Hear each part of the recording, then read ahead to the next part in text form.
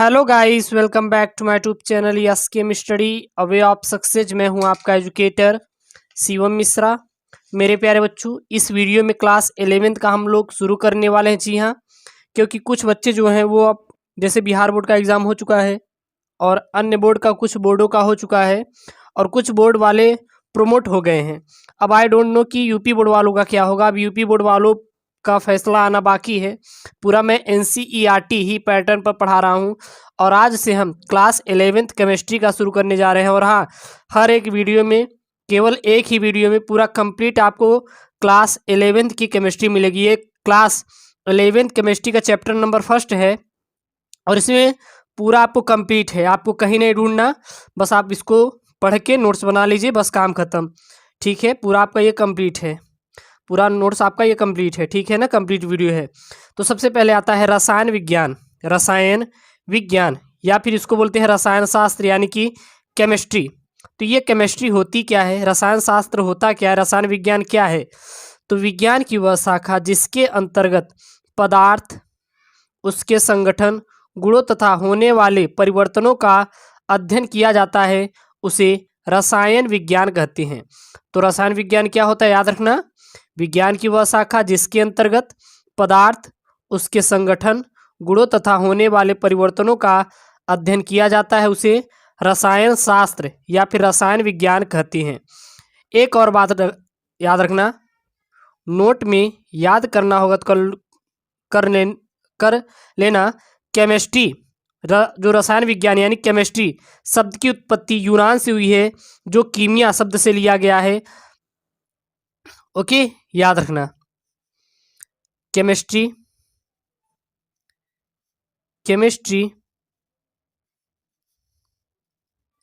शब्द की उत्पत्ति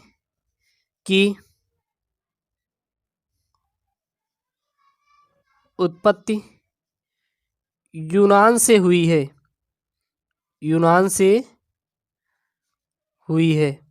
जो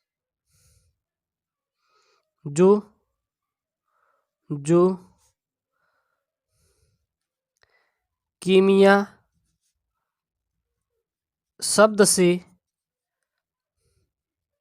शब्द से लिया गया है। जो कहाँ से लिया गया है, कीमिया शब्द से लिया गया है। और आधुनिक रसायन का जनक किसको कहा जाता है? तो लेवोजियर को कहा जाता है। किसको कहा जाता है? लेवोजियर को। आधुनिक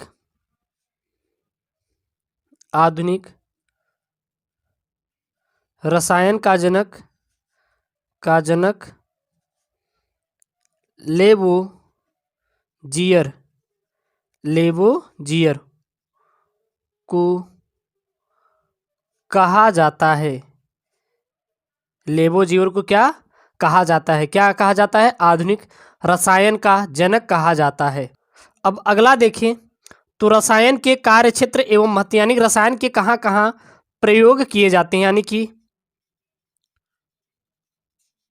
रसायन के कार्य क्षेत्र एवं महत्व। रसायन के कार्य क्षेत्र एवं महत्व यानी रसायन विज्ञान के कहाँ कहाँ उपयोग किए जाते हैं। तो पहला जो रसायन विज्ञान का उपयोग किया जाता है वो किया जाता है दवाओं में। कहाँ पे किया जाता है? दवाओं में रसायन विज्ञान का, रसायन शास्त्र का उपयोग किया जाता है। जैसे कि कैंसर के उपचार में किया जाता है, और वो भी किसके? टैक्सोल सिप्रेलैटिन। और एड्स के अगर उपचार में देखें तो रसायन विज्ञान का कहाँ किया जाता है? एजिडोथायमिडीन के रूप में किया जाता है। तो दवाओं में किस में किया जाता है? कैंसर और एड्स के उपचार में। और किस में किया जाता है? ये समझने वाला टॉपिक है, बस ऐसे देख लीजिएगा। दूसरा, कृषि के क्षेत्र में किया जाता है। रसायन शास्त्र का क्षेत्र किस में किया जाता है? कृषि क्षेत्र में रसायन विज्ञान का उपयोग किया जाता है। जैसे कीटनाशक दवाइयों के रूप में, जैसे गैमेक्सिन, सल्फास, डीडीटी इत्यादि जितने भी होते हैं, यह सब क्या है? रसायन है ना, केमिकल है। और इनका उपयोग किस में करते हैं हम लोग? कृषि के क्षेत्र में करते हैं। जैसे गैमेक्सिन आप देखे होंगे, दीमक उमक लग जाता है खेत में तो वहाँ पे डाल के उसको भगाने के लिए किए करते हैं। और नेक्स्ट किस में करते हैं हम लोग? युद्ध में करते हैं। किस में करते हैं रसायन विज्ञान का? युद्ध क्षेत्र में केमिस्ट्री का उपयोग करते हैं। कैसे? जैसे कि विस्फोटक पदार्थ, अब वो केमिकल ही से बनते हैं विस्फोटक पदार्थ, जैसे डायनामाइट जो बनते हैं आपके ट्राइनाइट्रोटोलुइन, जिसको बोलते हैं हम लोग क्या बोलते हैं? टीएनटी यानी ट्राइनाइट्रोटोलुइन, और हम लोग इसको क्या बोलते हैं? डायनामाइट बनाने में, डायनामाइट बनाने हम लोग टीएनटी का उपयोग करते हैं। और विषैली गैस जैसे कि आप देख सकते हैं फास्फीन, मस्टर्ड इत्यादि जितनी भी होती है, ये भी विषैली गैस है जो कि केमिकल है, यानी कि हमारे युद्ध के क्षेत्र में किया जाता है। ओके, अब आपका आता है द्रव्य या पदार्थों का वर्गीकरण। तो द्रव्य या फिर पदार्थों का जो वर्गीकरण है वो क्या होता है? तो पदार्थों को भौतिक एवं रासायनिक आधार पर वर्गीकृत किया जाता है। जो पदार्थ होते हैं, द्रव्य होते हैं, इसको किसके आधार पर वर्गीकृत किया जाता है? तो भौतिक और रासायनिक के आधार पर करते हैं। जैसे कि अगर भौतिक वर्गीकरण के अगर अनुसार देखें तो इसे 3 भागों में बांटा गया। किसमें? ठोस, द्रव, गैस के रूप में बांटा गया। किसमें बांटा गया है? ठोस, द्रव, गैस के रूप में। चलिए थोड़ा देख लेते हैं ठोस, द्रव, गैस के रूप में कैसे। तो अगर देखें ठोस की, किसकी देखें? ठोस की। तो जो ठोस का आयतन एवं आकार क्या होता है? दोनों निश्चित होता है। क्या होता है? दोनों निश्चित होता है। तो उसे हम लोग क्या कहते हैं? ठोस कहते हैं। जिस द्रव्य का आयतन एवं आकार दोनों क्या होता है? निश्चित होता है, उसे हम लोग ठोस कहते हैं। और द्रव किसे कहते हैं? द्रव होता है जिसका आयतन तो निश्चित होता है। आयतन क्या होता है? आयतन जो होता है यह हमारा क्या होता है? निश्चित होता है, लेकिन जिसका आकार क्या होता है? अनिश्चित होता है, उसे हम लोग क्या कहते हैं? द्रव कहते हैं। और रही बात गैस की, तो जो गैस होता है न तो इसका आयतन ही निश्चित होता है, न ही आकार, यानी कि आयतन एवं आकार अनिश्चित होते हैं, उसे हम लोग क्या कहते हैं? गैस कहते हैं। अब अगर रासायनिक वर्गीकरण के आधार पर देखें तो यह 2 प्रकार के होते हैं, समांगी एवं विषमांगी। अब अगर इसमें देखें तो पहला आता है समांगी पदार्थ। तो यह समांगी पदार्थ क्या होता है? ऐसे पदार्थ जिनका संगठन एवं गुण सभी प्रावस्था में समरूप रहता है, यानी कि समान रहता है, उसे हम लोग समांगी पदार्थ कहते हैं।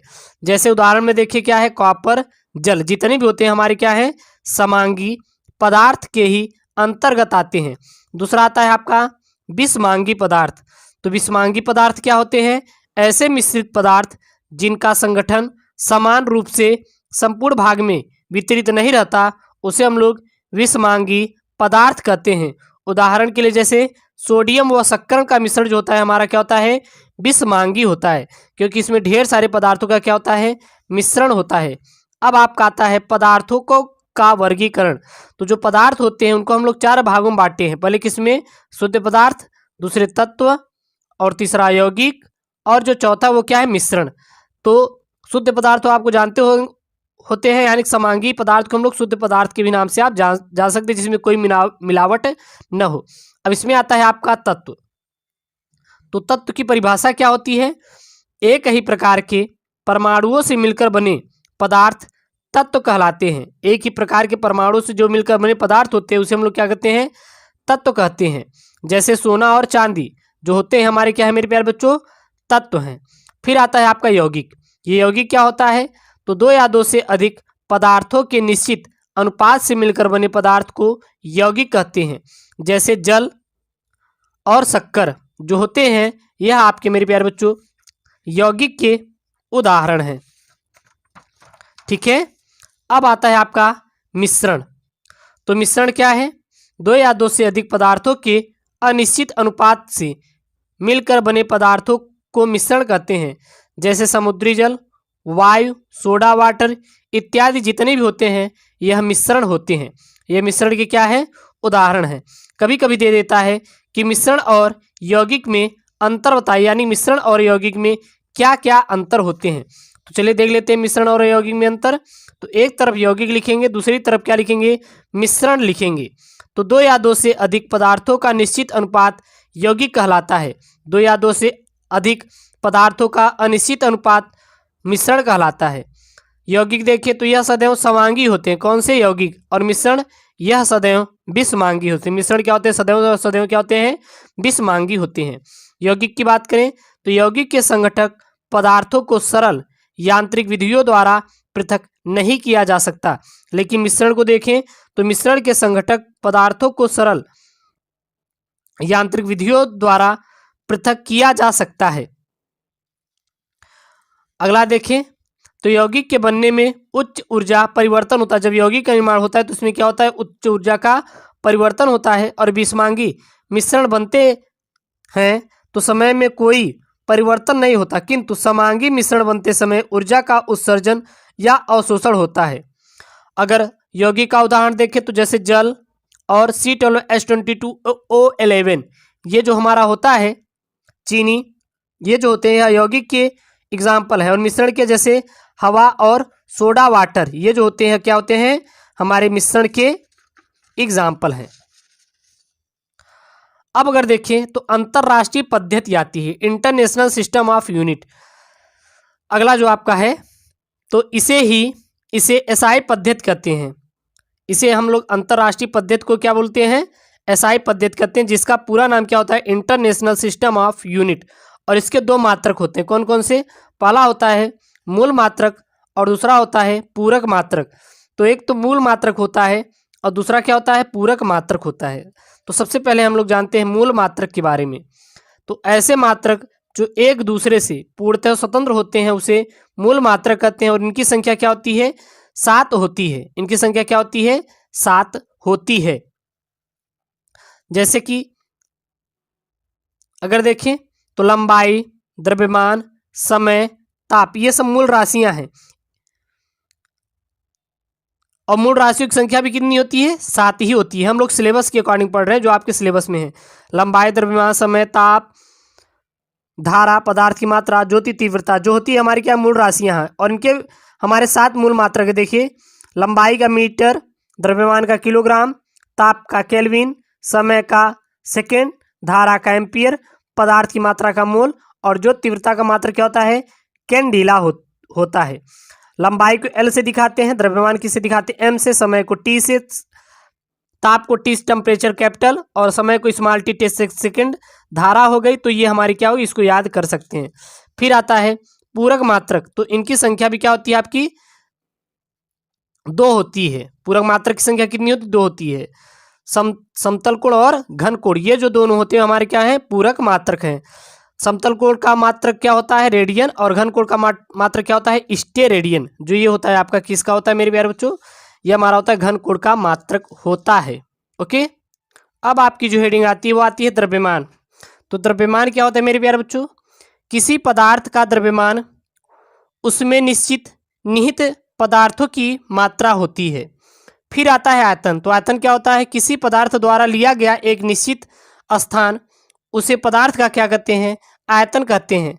जैसे कि हम लोग पानी को किसी ग्लास में भरेंगे, पानी को किसी किस में भरेंगे, ग्लास में भरेंगे, तो ग्लास में वो पानी तो आ जाएगा, लेकिन अब पानी कहीं ना कहीं उस ग्लास जैसे आकार को ले रहा है नहीं, तो उसी को हम क्या नाम दे देते हैं, आयतन का नाम दे देते हैं। फिर आता है घनत्व। तो घनत्व क्या होता है, एकांक आयतन में उपस्थित पदार्थ की मात्रा को घनत्व कहते हैं। एकांक आयतन में उपस्थित जो पदार्थ की मात्रा होती है, इसी को हम लोग क्या बोलते हैं, देते हैं घनत्व बोल देते हैं। और घनत्व को किससे दिखाते हैं, D से प्रदर्शित करते हैं। और घनत्व बराबर क्या होता है, द्रव्यमान बटे आयतन, यानी कि M/V। ओके, अब जो आपका नेक्स्ट आता है वो आता है मेरे प्यारे बच्चों रासायनिक संयोग के नियम। रासायनिक संयोग के नियम। तो रासायनिक संयोग के नियम देखें तो हमारे 5 हैं। कौन कौन से, पहला है द्रव्यमान संरक्षण का नियम, दूसरा है स्थिर या निश्चित अनुपात का नियम, तीसरा है गुणित अनुपात का नियम, और चौथा है व्युत्क्रम अनुपात का नियम, और 5वां जो है वो गै-लुसैक का गैसीय आयतन नियम या फिर इसे गे-लुसाक का नियम भी कहा जाता है। तो सबसे पहले हम लोग मेरे प्यारे बच्चों द्रव्यमान संरक्षण का नियम या द्रव्यमान अविनाशता का नियम देखेंगे। तो रूस के वैज्ञानिक एमवी लोमोनोसोव ने सन 1756 में द्रव्यमान संरक्षण या द्रव्य की अविनाशता के नियम का प्रतिपादन किया। किसने किया था? वो किया था एमवी लोमोनोसोव ने। किस सन में? सन 1756 में द्रव्यमान संरक्षण या द्रव्य की अविनाशता के नियम का क्या किया था? प्रतिपादन किया था। इस नियम के अनुसार किसी रासायनिक अभिक्रिया में अभिक्रिया के बाद पदार्थ के कुल द्रव्यमान उतना ही होता है जितना अभिक्रिया के पूर्व था। तो इस नियम के अनुसार देखेंगे किसी रासायनिक अभिक्रिया में अभिक्रिया के बाद पदार्थ के कुल द्रव्यमान उतना ही होता है जितना अभिक्रिया के पूर्व था। जैसे कि अभिकारक का कुल द्रव्यमान देखिए तो बराबर क्या होता है? उत्पाद का कुल द्रव्यमान। ये क्या है? आपके द्रव्यमान संरक्षण के नियम या फिर द्रव्य की अविनाशता का नियम है। जैसे कि यहाँ पे देखें तो जब हम कैल्शियम यानी कि कैल्शियम कार्बोनेट को गर्म करते हैं तो कैल्शियम ऑक्साइड और कार्बन डाइऑक्साइड बनता है। तो 10 ग्राम CaCO3 को गर्म किए तो 6 ग्राम CaO और 4 ग्राम CO2 प्राप्त होता है। तो अतः कह सकते हैं जितना अभिक्रिया के पूर्व था उतना अभिक्रिया के बाद मिला। और ज़्यादा समझने के लिए यहाँ पे डिटेल में लिखा हुआ है। और उसी प्रकार जब जल हाइड्रोजन को ऑक्सीजन की उपस्थिति में जलाया 2 ग्राम हाइड्रोजन लेके 16 ग्राम ऑक्सीजन की उपस्थिति में जलाया तो 18 ग्राम जल बनता है। 2 16 18 और इधर भी क्या मिला? 18। तो ये जो होता है आपके रासायनिक संयोग के नियम का क्या है? उदाहरण है। अब द्रव्यमान संरक्षण या द्रव्य की अविनाशता के नियम को पुष्ट करने के लिए 2 वैज्ञानिकों ने अपने प्रयोग किए थे। पहले जो थे वो लैंडोर्ड का प्रयोग था और दूसरे जो थे वो लेवासियो का प्रयोग था। तो सबसे पहले लैंडोर्ड ने अपना एक प्रयोग किया था। वो कैसे किया था? तो लैंडोर्ड नामक वैज्ञानिक ने द्रव्यमान संरक्षण या द्रव्य की अविनाशता के नियम को पुष्ट करने के लिए एक H आकार की नली लिया। पहली नली में पोटेशियम क्लोराइड KCl तथा दूसरी नली में क्या लिया? सिल्वर नाइट्रेट का विलयन लेकर नली के मुंह को बुल कार्क से बंद कर देते हैं और सावधानी पूर्वक उपकरण तौलने के बाद उलट पुलट कर क्या कराते हैं? अभिक्रिया कराते हैं। और अभिक्रिया के बाद प्राप्त उत्पाद को तौलने पर उतना ही द्रव्यमान प्राप्त होता है जितना अभिक्रिया के पूर्व था। अर्थात अभिकारकी पदार्थ का कुल द्रव्यमान बराबर उत्पाद का कुल द्रव्यमान। और इससे द्रव्यमान संरक्षण या द्रव्य की अविनाशता के नियम की क्या होती है? पुष्टि होती है। तो यह आकार की नली है, एक में KCl दूसरे में AgNO3 लेके अभिक्रिया कराए थे। इसका इक्वेशन यहाँ पे दिया गया है। दूसरे थे लेवासियो ने यहाँ पे क्या लिया था? एक कांच का फ्लास्क लिया था और इसमें थोड़ी सी SiO2 लिया और फिर इसमें क्या कर दिया? एक मटर के दाने के बराबर पेंटा ऑक्साइड जो फास्फोरस की एक टुकड़े को डाल दिया इसमें। चलिए इसको आगे हम लोग डिटेल में देख लेते हैं। तो लैंडोर्ड ने क्या किया था? लेवासिये ने तो एक फ्लास्क लिया था जिसमें एक खाली गोल पेंदी का फ्लास्क लेकर एक मुट्ठी रेत डालते हैं। रेत डालने के बाद फास्फोरस का छोटा टुकड़ा मटर के दाने के बराबर फ्लास्क में डालते हैं। फ्लास्क के मुंह को सील बंद कर देते हैं और सावधानी पूर्वक फ्लास्क को क्या करते हैं?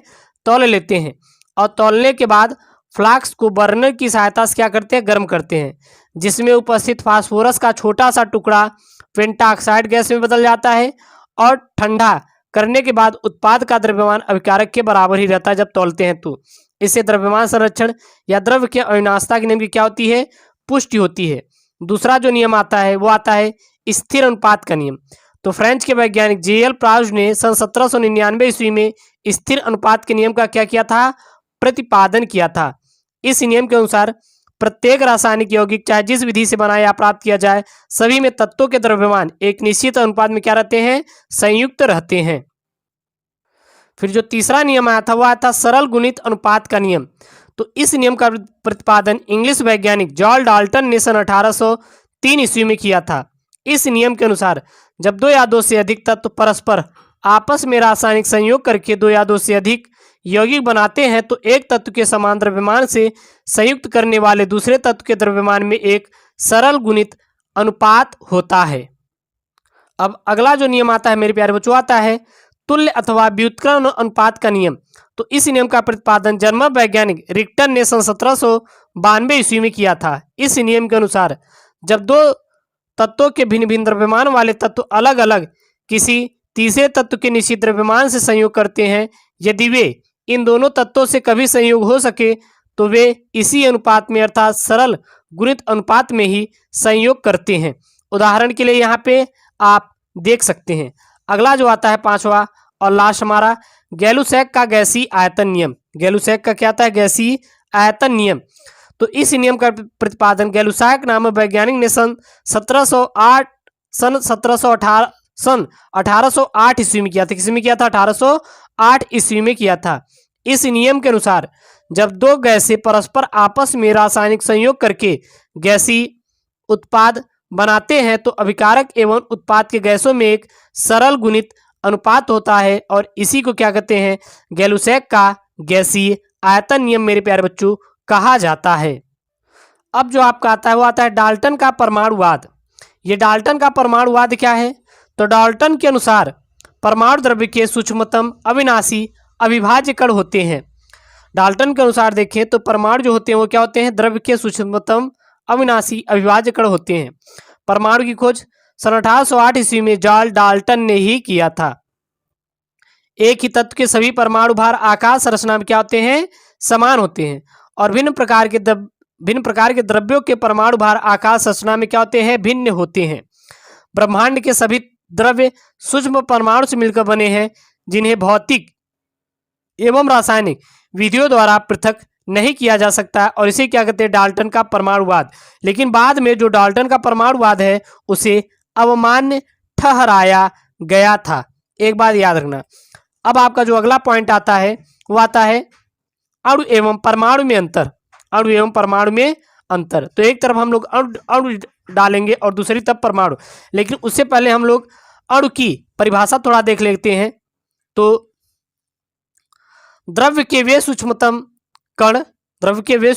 कण जो रासायनिक अभिक्रिया में कण रहेगा, अणु है, कण है, जो रासायनिक अभिक्रिया में अपघटित हुए भाग लेते हैं तथा स्वतंत्र अवस्था में रह सकते हैं, अणु कहलाते हैं। अणु आपके दो प्रकार के होते हैं। पहले होते हैं होमो एटॉमिक मॉलिक्यूल, दूसरे होते हैं हेट्रो एटॉमिक मॉलिक्यूल, यानी सम परमाणु अणु। दूसरे क्या होते हैं? विषम परमाणु अणु होते हैं। अब आता है अणु और परमाणु में अंतर। तो अणु देखें तो यह पदार्थ का वह सूक्ष्मतम कण है जो स्वतंत्र अवस्था में रह सकता है। यह पदार्थ का वह सूक्ष्मतम कण है जो स्वतंत्र अवस्था में नहीं रह सकता।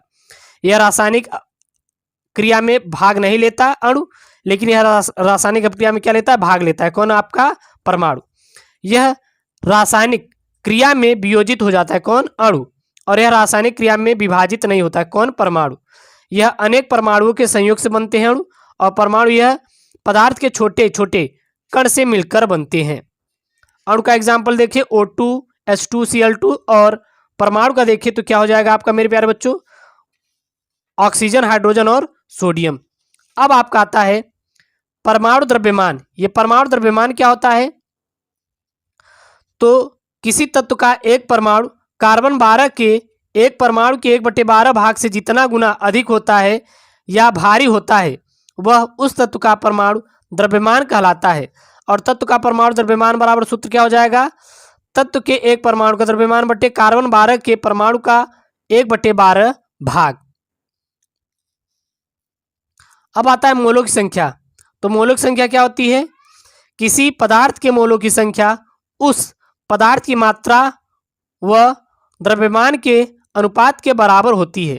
यानी पदार्थ की मात्रा बटे द्रव्यमान की मात्रा बराबर क्या हो जाएगी? मोलों की संख्या हो जाएगी, यानी कि n बराबर W/m हो जाएगा। अगला आता है आणविक द्रव्यमान। तो किसी भी यौगिक को आणविक द्रव्यमानों में उपस्थित परमाणुओं के द्रव्यमानों के योगफल के बराबर होता है। क्या बराबर होता है? आणविक द्रव्यमान। अगला आता है प्रतिशत संगठन। तो प्रतिशत संगठन क्या होता है? किसी यौगिक के द्रव्यमानुसार उसके 100 भाग से उपस्थित अवयवी तत्वों की कुल मात्रा इस यौगिक की प्रतिशत संगठन कहलाती है। और प्रतिशत संगठन बराबर क्या होता है? तत्व का कुल भार बटे पदार्थ का भार इंटू 100। अगला जो आपका आता है वो आता है मूलानुपाती सूत्र। तो यह मेरे प्यारे बच्चों मूलानुपाती सूत्र क्या होता है? तो किसी यौगिक का मूलानुपाती सूत्र वह है जो उस यौगिक के एक अणु में उपस्थित तत्वों के परमाणुओं की संख्याओं का पारस्परिक सरल पूर्णांक अनुपात प्रदर्शित करता है, उसे हम लोग मूलानुपाती सूत्र कहते हैं। अगला आता है अणु सूत्र। तो अणु सूत्र क्या होता है? किसी यौगिक का वह रासायनिक सूत्र जो उसमें उपस्थित विभिन्न तत्वों के परमाणुओं की वास्तविक संख्या को प्रदर्शित करता है, उसे हम लोग अणु सूत्र कहते हैं। यहाँ पे देख सकते हैं आप लोग इसका फार्मूला। अगला आता है विलयन। तो दो या दो से अधिक पदार्थों के समांगी मिश्रण को विलयन कहते हैं। ये समांगी है, इसको आप सही कर लीजिएगा। ये क्या है आपका? समांगी है, ठीक है ना। अब विलयन देखें तो हमारे दो प्रकार के होते हैं। पहला होता है विलायक, यह दो प्रकार के होते हैं। पहला होता है विलायक, दूसरा होता है विलेय। अब विलायक और विलेय क्या होता है इसको थोड़ा समझ लेते हैं। जो मेरे प्यारे बच्चों किसी चीज को घोलता है, जो किसी चीज को घोलता है उसे विलायक कहते हैं, और जो घुलता है उसे क्या कहते हैं? विलेय कहते हैं। यहाँ पे उसका सूत्र है, या फिर लगाना हो तो आप लगा सकते हैं। अब आता है प्रतिशतता। तो यह प्रतिशतता क्या होती है? तो यदि किसी विलयन के निश्चित आयतन में विलेय का मात्रा ज्ञात हो तो उसका या उसकी सांद्रता को ग्राम प्रति लीटर या प्रतिशतता से दर्शाते हैं। अब प्रतिशतता बराबर क्या होता है? विलेय पदार्थ की मात्रा बटे विलयन की मात्रा गुणित 100। और प्रतिशतता देखिए तो आपकी दो प्रकार की होती है। पहली क्या होती है? द्रव्यमान के अनुसार प्रतिशतता, और दूसरी होती है आयतना या फिर आयतनात्मक या फिर आयतन के अनुसार प्रतिशतता। तो सबसे पहले द्रव्यमान के अनुसार देखें तो द्रव्यमान के अनुसार 100 ग्राम विलयन में उपस्थित विलेय के पदार्थ की मात्रा द्रव्यमान प्रतिशतता कहलाती है। और द्रव्यमान प्रतिशतता बराबर क्या होती है? WB × 100/WA + WB। अब आप कैसे जानेंगे WA क्या है? तो WB क्या है? तो जो WA है वो विलायक का द्रव्यमान है, और जो WB है वो क्या है? विलेय का द्रव्यमान है। तो विलायक का द्रव्यमान WA और विलेय के द्रव्यमान क्या है? WB है। अगला है जो मेरे प्यारे बच्चों वो है आयतनात्मक प्रतिशतता। तो किसी विलयन की आयतन प्रतिशतता या फिर आयतन प्रतिशत, आयतन के अनुसार विलेय के भागों की संख्या जो आयतन के अनुसार विलेय की भागों की संख्या जो आयतन के अनुसार विलयन के 100 भागों में विलेय रहती है। और आयतन प्रतिशतता बराबर क्या हो जाएगी आपकी? वो हो जाएगी VA/VA + VB × 100। अब मेरे प्यारे बच्चों अगला आता है आपका मोलरता। यानी कि मोलरता क्या होती है?